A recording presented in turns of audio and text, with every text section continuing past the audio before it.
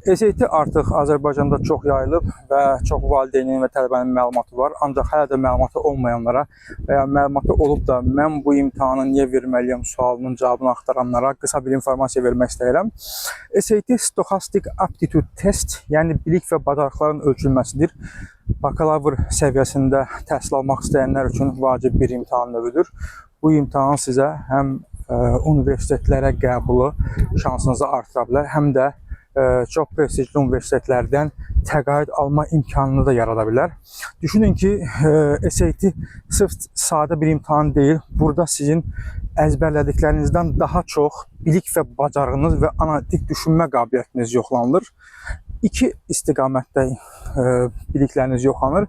Riyaziyyat və verbal ingilis hissəsində.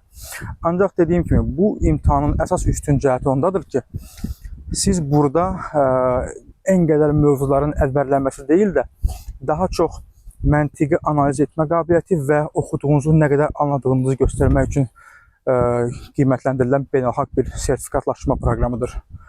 Və SAT proqramlarından mən məhz hissəsindən dərs deyirəm. Əgər SAT-nin riyaziyyat hissəsindən bağlı çətinliyiniz varsa və ya hazırlaşmaq istəyirsinizsə, dərslərimə qoşula bilərsiniz.